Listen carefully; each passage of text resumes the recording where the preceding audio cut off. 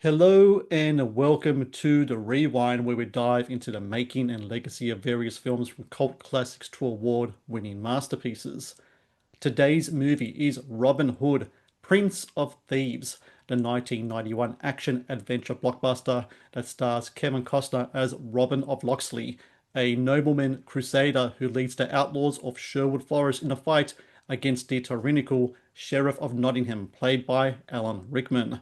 The second highest grossing film of 1991, Robin Hood, Prince of Thieves became a pop culture phenom not only because of the film itself, but also the lead single by Bryan Adams that became a worldwide smasher all across the world. There was also a toy line that came out of all the Robin Hood figures, which I am not ashamed to say that I definitely had and played with when I was a kid because I absolutely love this movie because I think people of a certain generation, my generation especially, Robin Hood, Prince of Thieves is the ultimate Robin Hood movie. I know the film has its detractors, but it's a film I absolutely love. And another person who really loves it as well to talk about Robin Hood, Prince of Thieves with me today is Michael Pereira, a Toronto-born filmmaker who, after 12 years as a critic for the prestigious Bloody Disgusting, has delivered his distinct brand of genre cinema through movie shorts in the feature film Beyond the Chamber of Terror, which you can watch on Tubi.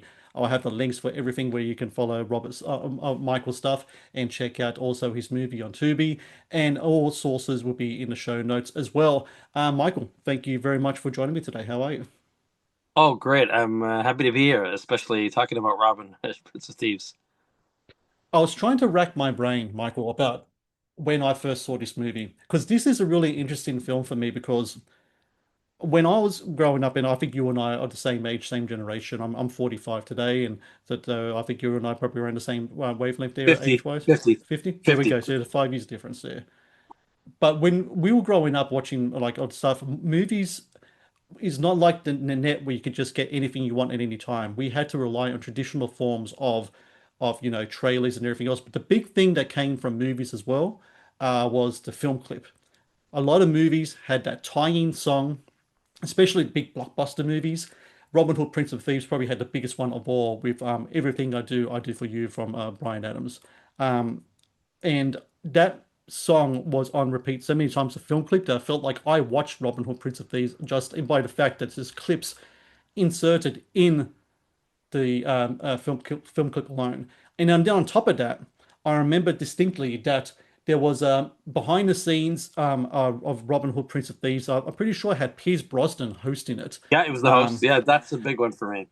and it was on free to air TV. Well, I should just say TV because everything was free to air TV back then. It was on TV here in Australia, and I remember watching that as well. But the movie itself, I didn't watch until it came out, excuse me, on video. So the movie came out in 91, so it must have been late 91, early 92, so I would have been around 10, 11 years old. And after it came out on video, and especially the TV cut, which I recorded onto a good old a blank VHS tape, I watched that thing on repeat, and a lot of kids did as well. And that was for us was also a Robin Hood movie. Do you remember when you first saw the film, though, Michael, Robin Hood, Prince of Oh, Thieves? yes, actually, opening day in theaters. And I loved it so much that I ended up taking a bunch of friends to see it again, literally, I think 2 days later. So yeah, I saw the screening on the Friday, and then we ended up watching it again on the Sunday. And I fell in love with it. I mean, it was everything. I mean that Pierce Brosnan promo film little doc was really just a great warm up, Yeah. forever, and it got me really excited. Also, I grew up obviously on the I grew up on the Walt Disney Robin Hood movie, and the Errol Flynn movie as well was a big thing. So I've always loved Robin Hood, and I guess it was a time when superheroes were back in, and I always consider Robin Hood as a superhero. So like Yep. every year we got one, and Robin Hood was the big one that summer.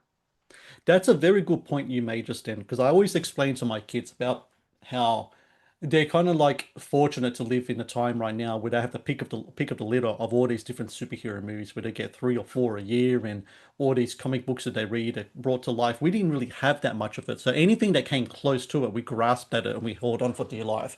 And Robin Hood, Prince of Thieves very much kind of played like a superhero movie in a lot of ways. I think the Batman film from '89 really kind of set the tone for a lot of movies that came afterwards and kind of how do you approach the material. And that's definitely to me. I kind of look at it as kind of like a superhero film that's in the same kind of vein, like for not only Batman, but maybe something like a Conan the Barbarian as well, which I was I watch a lot of that as well. The Master of the Universe, Dolph Lundgren one as well. We watched a lot of that, like all of that kind of stuff. That's kind of, I guess today it would be M-rated, but back then was more like PG. I always call it 80s PG, which has got its own kind of tone to it, its own kind of darkness to it as well. So it's a very good point that you made there in regards to this movie. I was just doing a deep dive into everything Robin Hood, Prince of Thieves.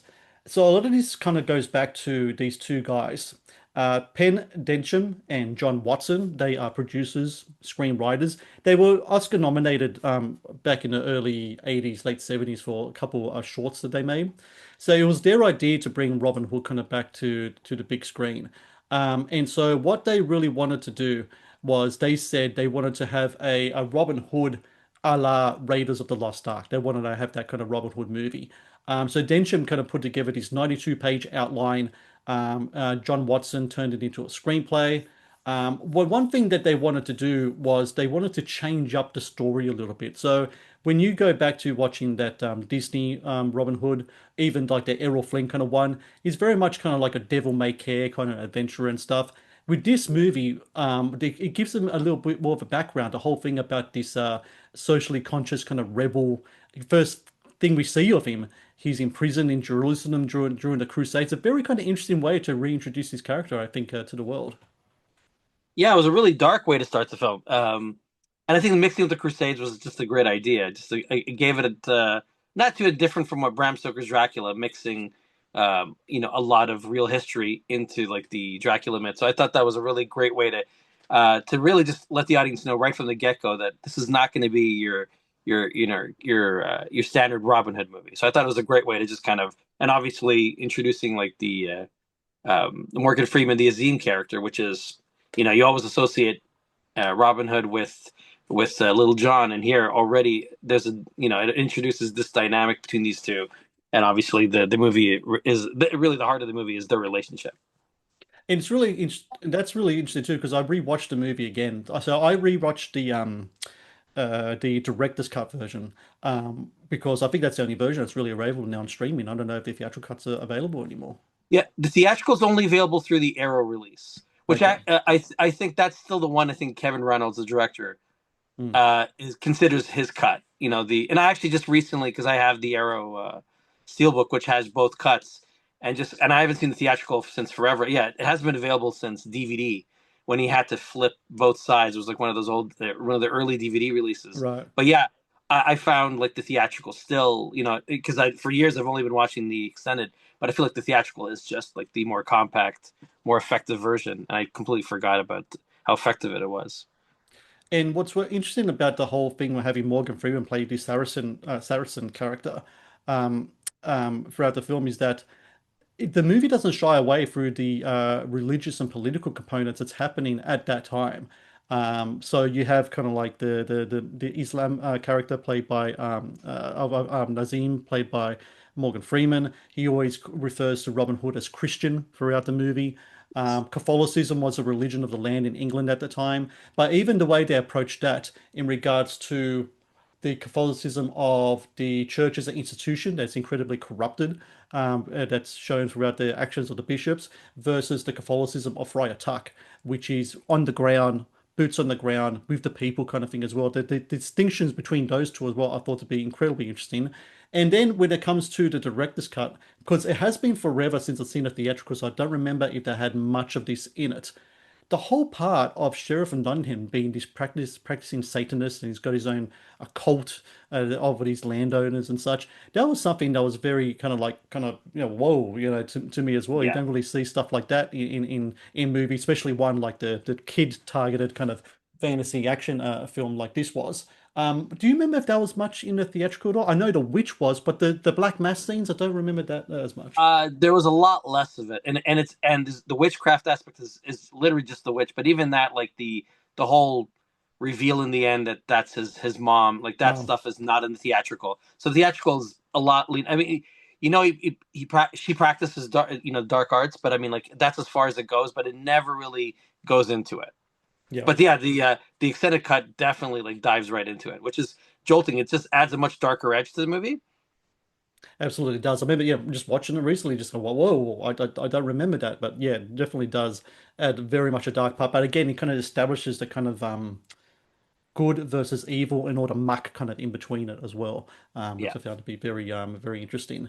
So the movie is picked up by this then little known distributor studio called Morgan Creek Productions. So at that time they had indie hits in regards to Young Guns and Major League. They were kind of like these mid-sized movies became really successful. And the Morgan Creek chairman, James G. Robertson, said that when he received the script, he said, "Oh, there's gold on the page." And sure enough, like, he knew they wanted to do it. But this is where things kind of gets really interesting in regards to Robin Hood, Prince of Thieves. First off, there are a number of different Robin Hood productions happening.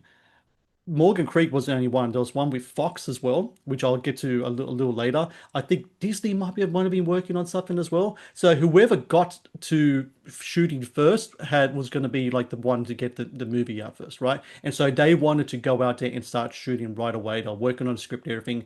They're looking for directors. Now they go to Kevin Reynolds. Kevin Reynolds, for people who don't know, quite an accomplished director. But before he did this movie, he had two directing credits. Fandango, which was a Western 1985. The Beast, which is like this war film 1988, highly underrated. I don't know. Have you ever seen Beast with Jason I've Patrick? never seen it. So good, really good. I really highly recommend you see that. And he also worked on the screenplay for Red Dawn as well, with the great John Milius there. So this was like Oh, I his did really not. like his biggest kind of movie right here.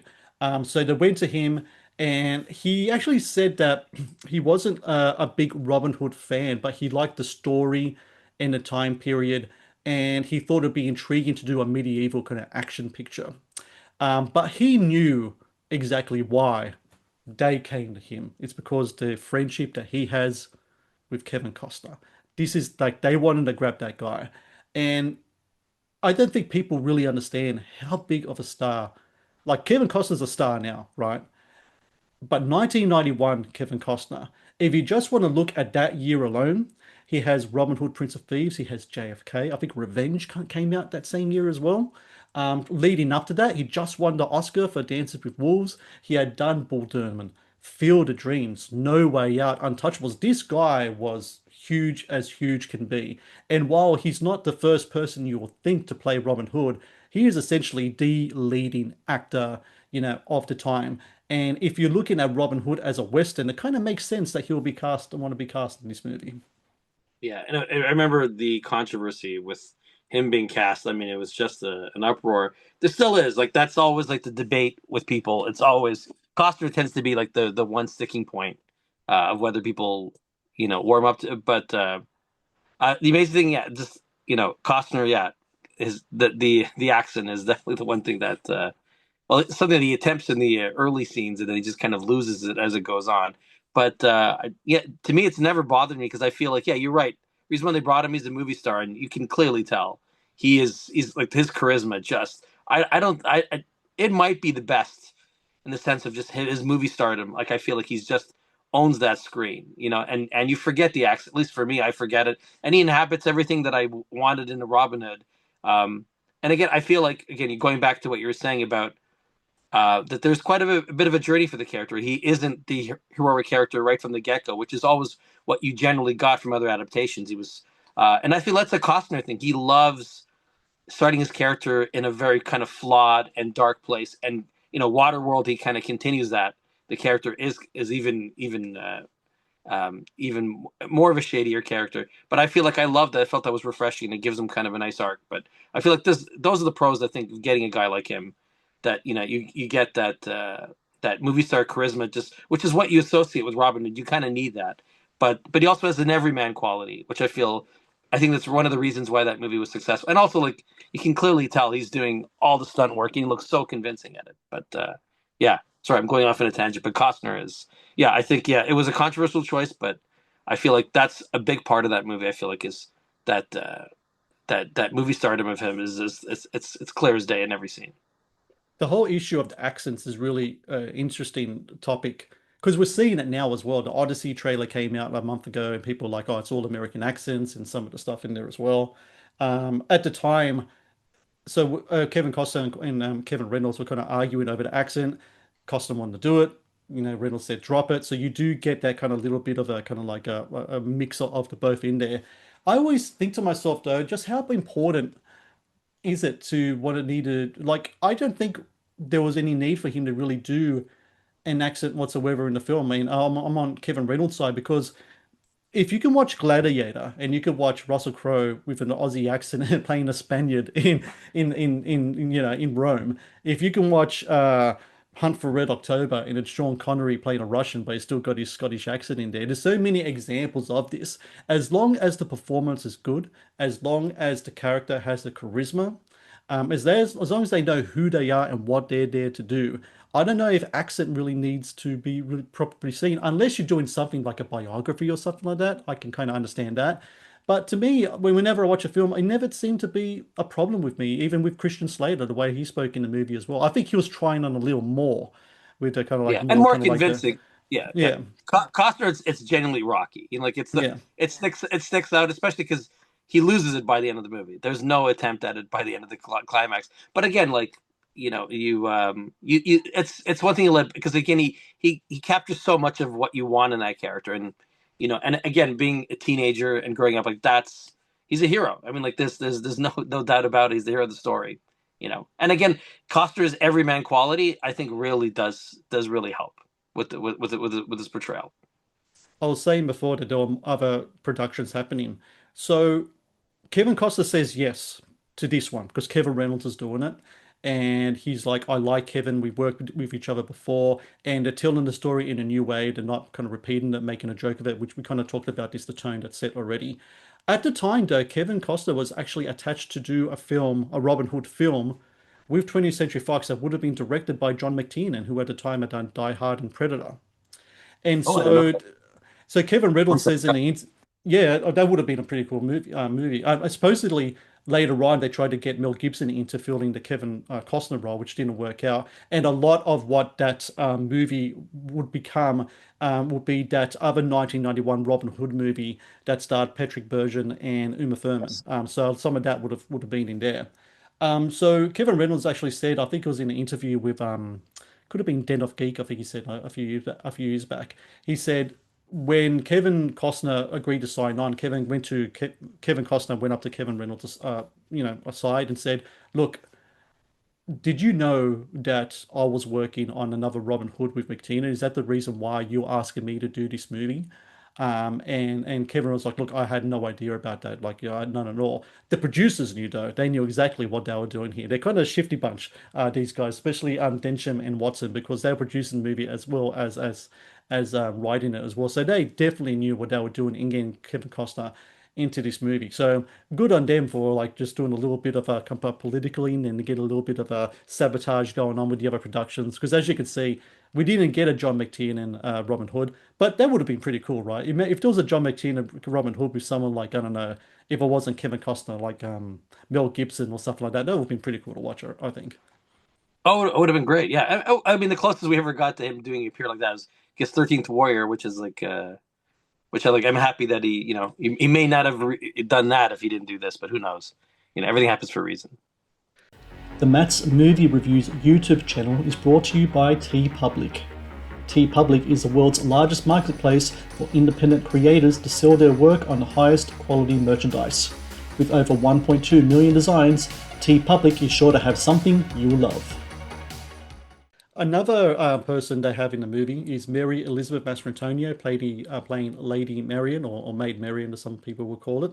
Now, this one's interesting as well because Robin Wright was originally cast in this role, but she got pregnant. She was with Sean Penn at the time. They got pregnant, and so they were at a kind of like a frantic kind of search looking for who they needed. And so Mary Elizabeth Mastrantonio was already in the BBC. She was doing a production of Uncle Vanya for a TV production for them. And so she got the phone call and she went right out there to join them. And again, that whole sense of like getting the rush in this was so much that they cast Costner, they cast Lady Marian. I had to recast her. But even as they started filming, they had to start filming scenes. They didn't have Kevin in it because he was doing stuff with Dances with Wolves still. They had to film scenes without a Sheriff of Nottingham because they haven't casted him yet. They haven't casted him before they started shooting. That's how quick everything was going on. And of course, this is where we come to Alan Rickman. Now, I gotta say, Alan Rickman, Sheriff of Nottingham, not Nottingham, top five best villainous performances of all time because he's definitely in mine. Yeah, 100%. I mean, and considering that, I'd say you'd put his Hans Gruber, portrayal right up there as well. I mean, he owned it for both of these roles. Yeah, he's incredible. So when he's offered the role, he turns it down. It's because he's like, it was too one-dimensional. Are we doing this again? Blah blah blah. He actually said that he felt that the Sheriff of Nottingham, as it was originally written, was kind of came across as a medieval Darth Vader, like very kind of serious. There's nothing in there. So then Rickman says, "Look, I will do it, but I want to bring a couple of my guys in to rework my dialogue because I want it to be a little bit more witty, a little more snappy." And Densham and Watson actually agree. They say to him, "Look, if you say the lines that's in the script and then you want to add your own stuff, that's absolutely fine." And that's what he does. So all of the best lines in the movie, Hard Out with a Spoon, Cancel Christmas, all of that stuff is actually from Alan Rickman's writing team. They're the ones who actually brought all of that on board. And so if they didn't cast Alan Rickman in the movie, there's actually a very, very good chance that the Sheriff of Nottingham that we're going to see wouldn't be as entertaining, and thus maybe the film would not be as entertaining as it was as well. Yeah, I totally agree. Yeah, he steals every seat he's in. A person they were actually thinking of playing the role was Michael Wincott because they had already cast him as Guy Gisborne, and so the studio actually liked what he was doing in the movie, and they said, "Why do we need a Sheriff of Nottingham? Just let him be the villain." And the producer like, "No, no, we need a bigger guy than this here." Michael Wincott, I think, is like one of those unsung kind of character actor heroes, especially of the 90s. Not only are you talking about Robin Hood, The Crow, the stuff that he does in that as Yeah. well.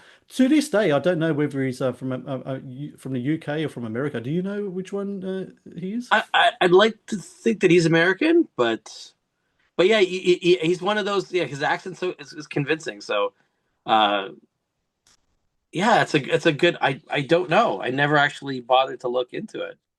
He's kind of like stuck in the middle. He's Canadian. What?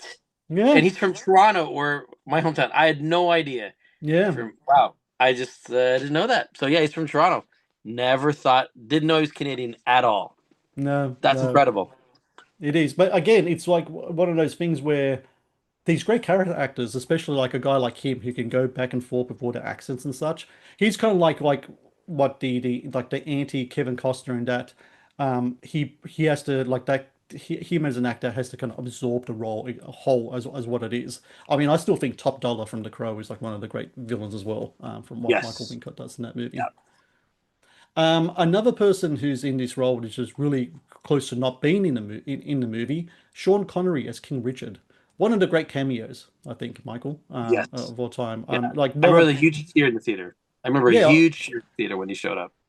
Did you know you've been around what 15 then? Did you know who Sean Connery was then by that Oh point? yeah, I grew up on Bond, so yeah. And obviously I love Untouchables as well, but James Bond, yeah. So And originally, I seen go Robin ahead. and Marion too back in the day too. So I thought, yeah, that's probably one of the reasons why I thought, oh, that's such a cool callback. And again, he's playing King Richard with a Scottish accent. Again, you don't need the accent sometimes. Sometimes the performer is all you need. Yeah. But he was actually very close not to being in it as well. So originally, the studio wanted to get John Cleese to play King Richard at the end Oh, of the yeah, it movie. wouldn't work. I love Cleese, but no. So Densham actually said, he said, if you do this, it's going to undercut everything that we established beforehand because everyone's going to think it's funny if he shows up as King Richard, which is I think is a fair kind of assessment to have.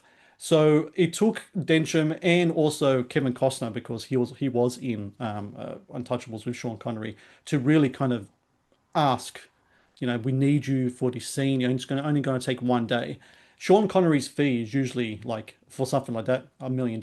In $1 million, 1991. You got to figure that as well. And then she was like, look, no, we can't do that. We're already over budget. We'll talk about that soon, some of the production hassles that happen. Already over budget.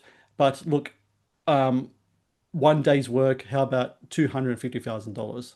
And he agreed to one day's work, $250,000. And then they uh, he gave that money away to a charity in Scotland, which is very, very nice. I think it was a hospital as well.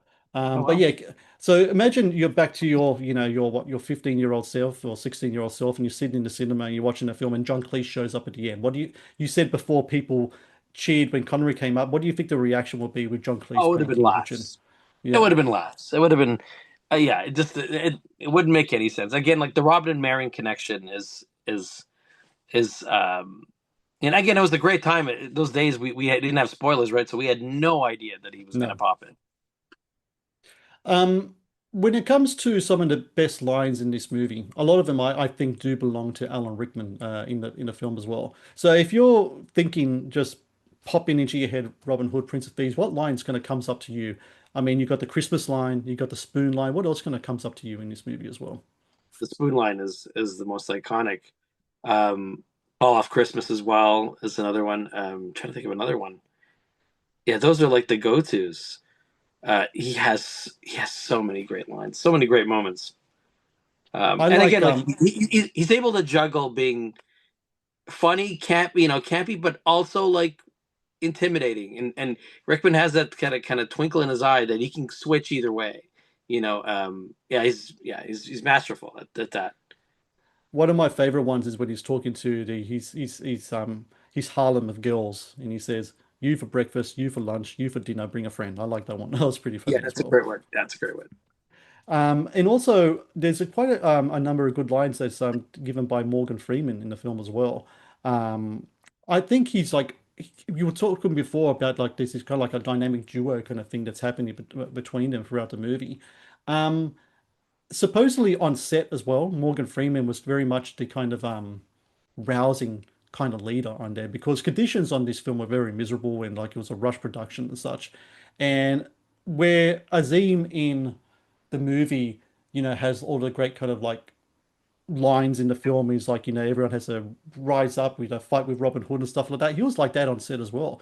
I think there was one occasion I read where people kind of miserable. He was like, "You guys don't know how lucky you are. We're here. We're filming a Robin Hood movie. Here we are in England. We do this for a living. Come on, everyone, let's cheer up and get into it." So he was actually doing that on set as well. I imagine though having person like that on set would be incredibly beneficial, right? Sometimes like it's like team sports. Sometimes you need a team leader to really kind of to rouse the troops and get ready to go. I think something like that in regards to Morgan Freeman, what he does in this movie off screen as well as on, which I think is essential for this movie, being some of the success that it is as well. Yeah, and he's clearly having a blast. Like it was against type. It's not a typical kind of Morgan Freeman role, and he's so great at it. I mean, he's able to add humor, but a good dramatic weight. I feel like a lot of the big dramatic weight. I mean, the speech. I mean, we hear speeches like that all the time, but he brings a real gravitas to everything. And again, like him and Costner have dynamite chemistry. Like something I wouldn't have imagined, but they're just wonderful together, and they just kind of complement each other really well. So the production for this film, as I've mentioned a couple of times now, was quite rushed, and it was also it was a pressure cooker from the start. So even before Kevin Costner gets onto the set, are always already like 10 weeks into pre-production. Because of course he was working on his Dance of the Wool stuff. That's a huge epic movie. He's like all hands all over that. That's his baby. So by the time he shows up on set, which is only 3 days before filming began. There was no rehearsals could be had whatsoever. Costner, Morgan Freeman, Christian Slater had a single read through of the script. Maid Marian was just cast. We've recast. Sheriff Nottingham, like I said before, hadn't been filled yet. And then on top of that, they're filming in England in his place, not where Nottingham is to the north by another place. But the problem was that there was this weird thing that happened within the first week of shooting, which is there was some weird wind change that was happening, which diverted all the plane traffic from Heathrow Airport that usually goes the other way to actually go over the external sets where they were filming the Oh, movie. So as they're going up there, and Kevin Costner has to do like a rousing speech or whatever, all of a sudden it would just be the 747 just going right over the set. And this thing will happen like 3 times every maybe hour or so. So they have to constantly stop, start again, stop, and start again. So that pushed everything back as well. And on top of all of this, you have this kind of clash that's happening between Kevin Reynolds and the producers in regards to what is going to be in the film and what isn't. And this is when we come to the whole theatrical cut, director's cut kind of whole thing here. So the whole Alan Rickman situation and he's adding his own dialogue and such led to initial screenings of the film. Everyone loved Alan Rickman to the point where they weren't even thinking of Robin Hood, which is a problem, right? Because you got Kevin Costner and it's called Robin Hood, Prince of Thieves. It all makes sense though because Alan Rickman's so good.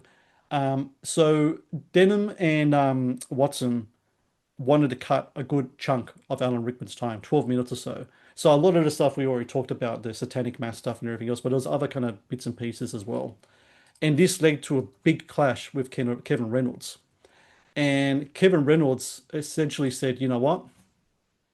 I'm leaving. He leaves during post-production, doesn't even stay there. And then the other guys go into the room and start cutting it. What do you think of situations like that when that happens? Who do you think should have carte blanche in regards to making a big movie like that? The moneymen producers or the filmmaker? If I mean, I think it does depend on the filmmaker, right? If it was like Spielberg or Scorsese or people with cachet, they'll probably get stuff like that, right? But Kevin Reynolds, I just don't think had the pull that he was hoping for and couldn't get what he needed.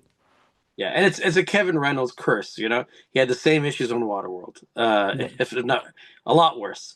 But yeah, no, in that kind of case, yeah, I would say you always want the director to have that cut. But I feel like again, like yeah, their intention might be just to kind of reduce the amount of Alan Rickman, but I feel like the theatrical cut has just the right amount. I feel like Mm. also like the darker tone it gives the movie a bit of an unevenness in the extended cut, in my opinion, that it's far too dark. And when you get back into Robin and His Merry Men, it tonally feels such a different movie. And I feel like the theatrical cut finds that right balance of putting just enough of that stuff, but and again, I feel like you're I don't think watching the extended cut, I feel like it doesn't make me appreciate his performance anymore. I feel like less sometimes is more. It came to a little bit of a souring of the relation of the friendship between Costner and Reynolds as well, because Reynolds felt that Costner had enough pull that he could have stuck up for him, which he didn't. He just went with what and I imagine the reason why he didn't because the cuts would benefit him in the overall Yes. kind of scheme of things. There was a press screening in New Orleans during the time when Costner was filming JFK, and Kevin Reynolds didn't show up. And so Costa actually said to the press at the time, he's disappointed he's not there.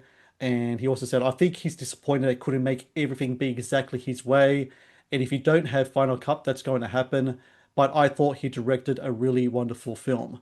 And Reynolds will go on to say years later to, no, actually months later after that thing to Entertainment Weekly when he was reached, he said, Hollywood is sometimes a you go along, you get along sort of attitude. And sometimes you just reach a point where you say, I'm not going to go along anymore. I think I've compromised enough. So he moved on to other things. So that's pretty much like his kind of like his deal with it. Interestingly, though, they did end up working together, Waterworld. And I think that was really where the conflict, I think that was stemming from what was happening with Prince of Thieves, really came to the fore in that movie because yeah, Prince of Thieves had its problems, but Waterworld, man, Yeah. that's another production hell altogether.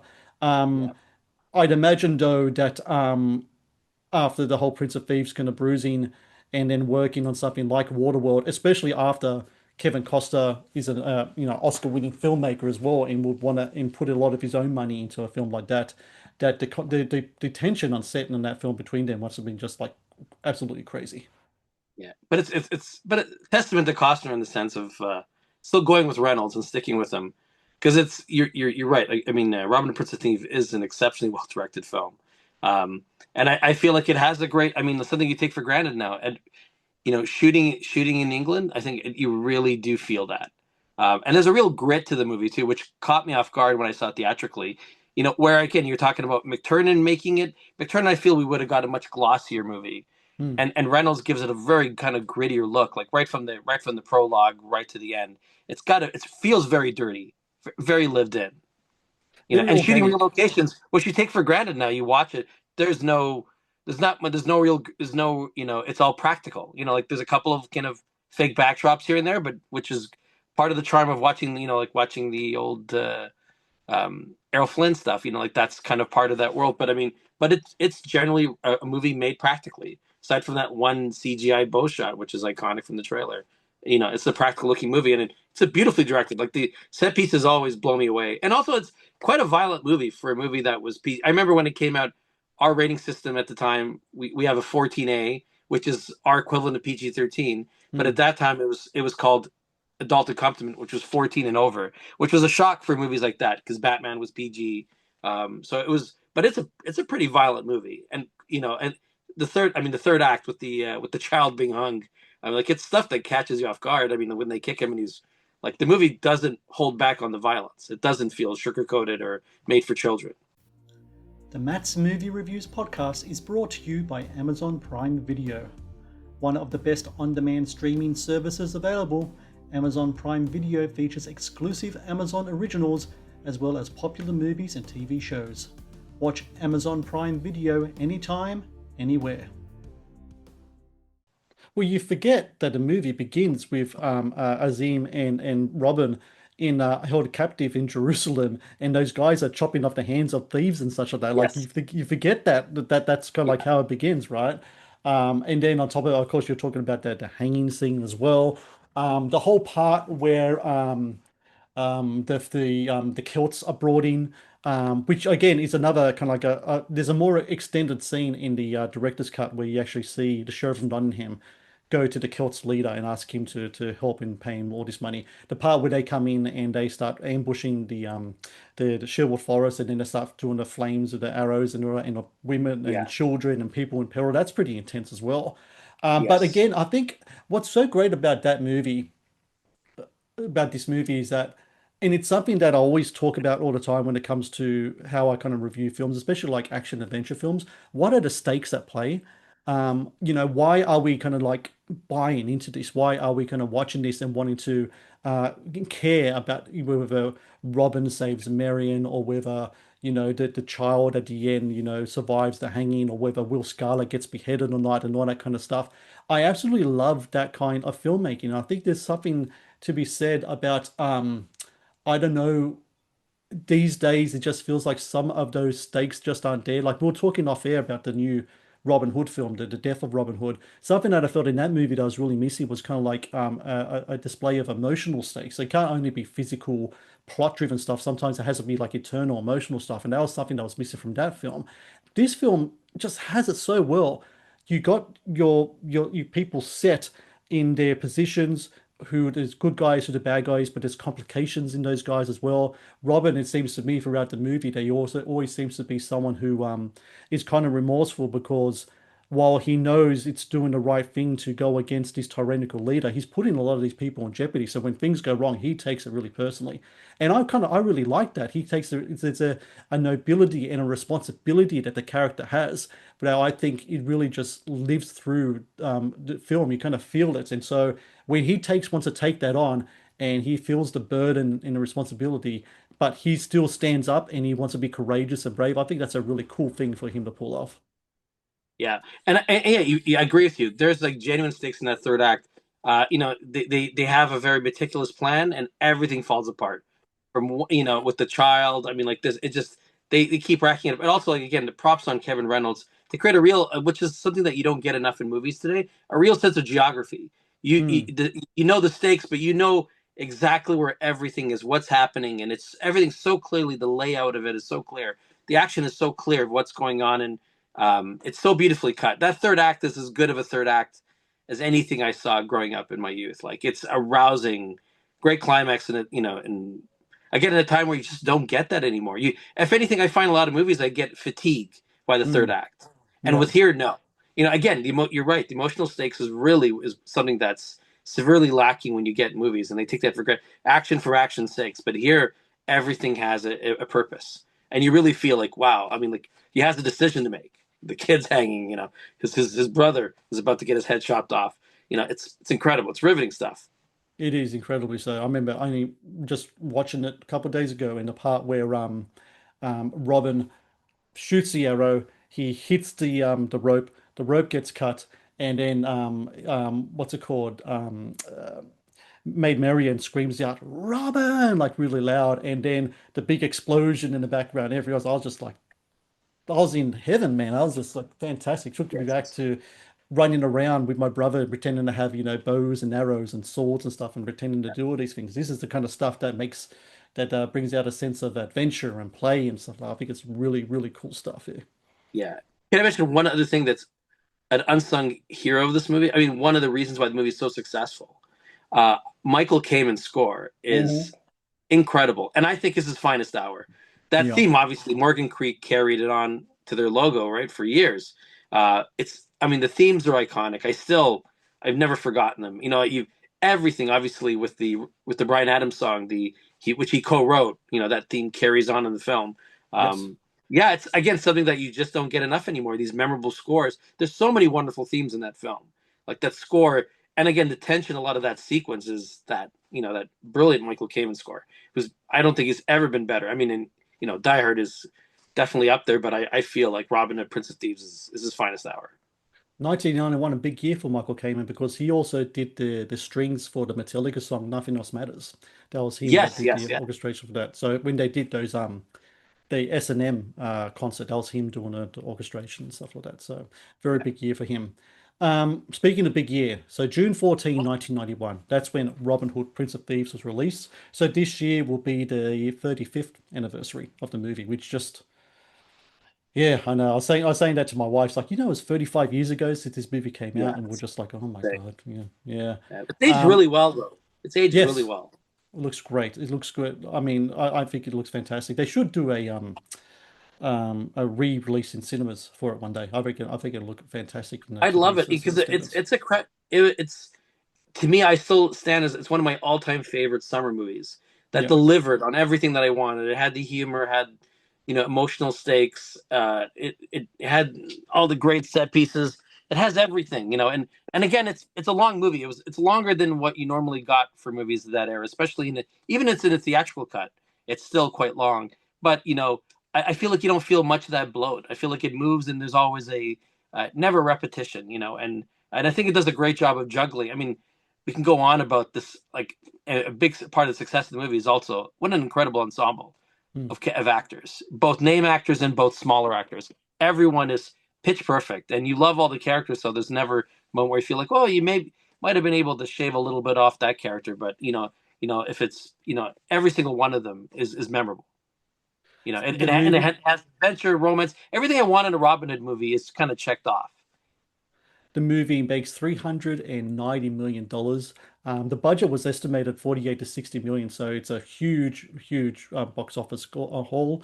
It was Yeah, the second highest grossing film in 1991. Terminator 2: Judgment Day was the highest grossing film of that year. Makes sense, yeah, of course. So I talked about this before briefly. The song, Everything I Do It For You, Bryan Adams. So it was written by Adams, Michael Kamen, and Robert John Mutt Lang. He's the famed producer who did a lot of stuff with Def Leppard and Bon Jovi and such. So that was the lead singer for the soundtrack album. I remember this song being the number one in Australia for it must have been like 8 weeks. It was just everywhere. And yeah. you know how I know that a song is successful, Michael? I'll tell you this. My father, old school Croatian guy, came to Australia in 1969. You know, he's not listening to the top 20 hits. He's got his, Croatian CDs, and that's what he's listening to. When he was walking around back in 1991 singing the song to myself, that's when I knew it penetrated. It penetrated walls I would never thought would be penetrated again because that song was everywhere. Still stands, I think, as one of the great movie song kind of tie-ins. You get some songs like "Take Your Breath Away" from like Days of Thunder, and there's a bunch of other ones as well, especially like during that era. But I think that this song especially is one of the best ones to ever do it in regards to a movie tying song. For sure. And as Canadian too, right? It was Mhm. even bigger here. Like that took it another level up. But yeah, no, that was definitely the song of that year, hands down. I don't even know if it did it win the Oscar. I don't think it did. I'm gonna look up now. I think it won a Grammy. Yeah, which is Um, odd. It's crazy it didn't win the Oscar. I mean, like a song that huge, but Oscars was really weird at that time. They wouldn't. well, look, Alan Rickman wasn't nominated for supporting in the Oscars, Yeah, which I is was gonna funny say. because he won the BAFTA for supporting actor. He actually won that, but he didn't get anything in regards to anything at all from the. So let's see, he won the Grammy Award. It was nominated. It was also nominated for a Academy Award for Best Song, but lost to Beauty and the Beast from the Disney film of the Well, same okay. year. Well, that's pretty great as well. So, Do we need to do we need to bring back the music tie-in to a movie? Because I miss those. I oh, I think missed that this too. I think that there's potential. There's potential there to get some of that happening. I think the problem is that I don't know, maybe there's just so much content out there regards to like everything music and everything else that maybe it just might get lost in the shuffle or such. But sometimes a song might come out like Skyfall with Adele, like that becomes really kind of popular and such. Um, but I love to see it come back because it just seemed to me back then, when I was growing up, that there always was a song that was tied to the movie, and you watched the film clip. It seemed like an extended trailer. You're getting glimpses of the movie you haven't seen from Yeah, anything anywhere else. It's kind of like it's almost like the official kind of themes, the official theme song for that movie. And you can, like I said, you could tie so many, like Eye of the Tiger to Rocky 3, and there's so many movies that tie to specific songs that when a song comes up, you think of that movie. And I just wish they bring that back. I think it would be fantastic. I mean, you're not going to tell me right now that there isn't like I know they kind of did a Masters of the Universe. The Darkness actually did a song for Masters of yes, the yeah, Universe, but it seemed more kind of like not so much geared toward to getting radio play, but more towards getting making a little more something kitschy. I'd just yeah. love to see it come back. I think it'd be fantastic. I think so too. Especially the way it came in, the idea that it's the theme was incorporated in the film, so it's not just Yes. this song in the end, but the theme is the love theme of the film that plays throughout the film. So, and when you hear it at the end, it just kind of brings it all together. But yeah, no, I agree with you. I miss it. I miss it on every Stallone movie. Right, we'd get Oh that man. theme in the end. Yeah. Right, there's so many Hmm. memorable ones. But yeah, no, I really wish it. I mean, we still do get it to an extent. I mean, like Toy Story 5, for better or worse, we got a Taylor Swift song. So, but there still is, that's again, Toy Story, I guess that is a very like a thing. You'd always got the Newman songs at the end, right? Which were a lot of memorable themes for, the Sir McLaughlin song. So it still lives here and there. I guess the Toy Story it would be it's a tradition in those films to have a theme that would kind of carry over. I think the last really big one I remember outside of the Bond stuff is Happy for Despicable Me Part 2. That because that song, every kid loved that song. I think, or every Yes, parent had that massive. in like on the playlist somewhere so the kids can hear it. So yeah, I think that's one of them for sure. Did you know there were two video game tie-ins for Robin Hood Prince of Thieves that were released in 1991 for Nintendo and for Game Boy? I had no idea of this, but I do remember there were a lot of Yes. video games out. Did you ever play this game whatsoever? Do you remember? I did very briefly. I was really into the tie-in games because every movie had a tie-in game. Even like Hudson Hawk, which I adore, has a really awful game, but Yeah. everything got a tie-in game. I'd imagine the really hit pay dirt 95 with GoldenEye. That was the ultimate kind of movie Oh, tie-in the game, right? pinnacle. Everything else before that, not so much. I did play some of the Terminator games, but that was like just classic shoot 'em up kind of stuff as well, right? Yeah, So yeah. the Terminator One for Genesis is fantastic, Hmm. and they just recently released a new Terminator Two game, which is in the Okay. tradition of another side scroller, which is excellent. So it can be done. But there were, yeah, they're mostly not great, but there were the occasional one that overachieved. But even like I love the Platoon has a video game from NES, which is Platoon had a insane. really? I had no Yes. idea. Oh, you What should what they look. what are they You, doing? What happens in that it's a video game? side I wonder. scroller. It's a side scroller. It's like it's not great, but I remember picking it up on because I used to rent the games, and my local video store would have every single NES Genesis game, so I would Wow. rent. The movie tie-in ones, I played them all. There's not one I missed. The only one I didn't get to play, but only eventually as an emulator, was the Waterworld one, which was a game that was developed but was canceled. Okay. Um, for I forgot for whatever reason it was canceled. But there is a full game of Waterworld that was created and but that's out there. It's crazy. Soon. That's funny. Um, speaking of, we were talking before about how Robin Hood, Prince of Thieves was kind of like the superhero movie of our time. To kind of confirm that kind of theory, there was a toy line. Kenner Toys released a toy line that came out. Yes. I had the Robin Hood toy. I have no qualms whatsoever saying it because, like I said, when those movies came out, like if it was something anything close to like a action superhero kind of thing that was made for like kids my age, I grabbed onto it. So for sure I had the Robin Hood toy. The interesting no thing is that the vehicles and playsets were actually modified from Star Wars Return of the Jedi toys. Which is quite funny, I thought. Oh, So a lot of really? the stuff, a lot of the stuff from Sherwood Forest is like the stuff from like the Ewok village. So they just Oh, repackaged wait, that it. makes sense. Sherwood Forest. I mean, it does make sense if they got the molds left over. They got plenty of them, like to sell. Why not repackage it and such? But yeah, I thought that was pretty funny itself. Yeah, I had a T-shirt. I had a T-shirt. I remember buying because that was something that was always available. Weeks in advance, you'd be able to get your T-shirt that you could carry, and I would wear it right to premiere because I remember wearing my Robin Hood T-shirt, Prince of Thieves T-shirt, right to the premiere. But that was a big thing at the time. so there's been like a number of Robin Hood movies and TV shows, everything since now. I'm pretty sure. I'm not 100%, but I think Robin Hood might be creative license. I think it's like open creative license, I think, which is why you see a lot of kind of Oh, public domain? Yeah, I wouldn't be surprised. Yeah. which is why you see like a like indie kind of like more kind of like C grade kind of stuff. But there's been big ones as well. Of course the Ridley Scott Russell Crowe one, which came out, which I liked. I admit to liking that one. I was a fan of it. You had the Taron Egerton one, which I didn't like. I thought it was terrible. And then you have all these different TV shows in there as well. But I'd beg to say that probably the best Robin Hood movie, maybe outside of the Disney Errol Flynn, in this one we're talking about now, has to be the Mel Brooks Men in Tights, which directly takes a lot of things from this movie. Yeah. Also, we can go one deeper if you want it, because parodies. It was that's the ultimate form of flattery. Was flattery is that you get parodied. But I don't know if you remember, there was another movie that also Yep. parodied an iconic shot, Hot Shots, but that's To the the slow mo chicken. with with Yeah. the chicken, which is great. Which I actually think is even better than anything in Men in Tights. And what Men in Tights is a great. It's one of Brooks's better later movies.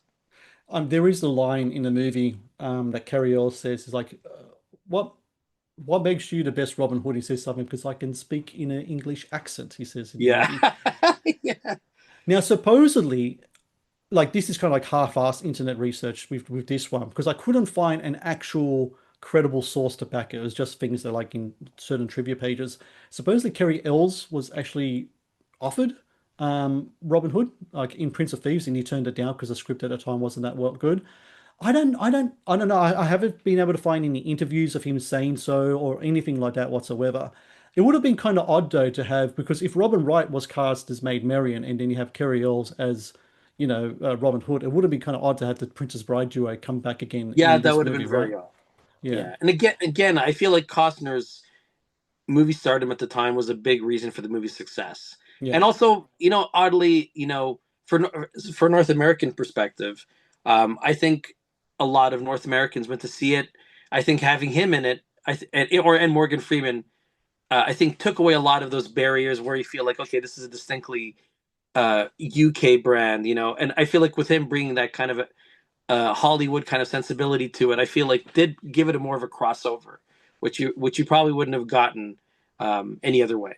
No, I think so as well. And look, 35 years since this movie came out, and I still absolutely love it. And I'm so glad to be able to talk Robin Hood, Prince of Thieves, to someone who shares the same passion with me. That isn't just based on nostalgia. We watched it recently. It's still a great film. It still holds up. I don't know why, whoever is the distributor for it now. Why I think it's Warner Brothers. Hopefully Paramount will get the idea maybe in the future of re-releasing this in the cinema again because it'll look great in cinema. I mean, I think it still looks great. It will look great in It'd be cinemas. wonderful.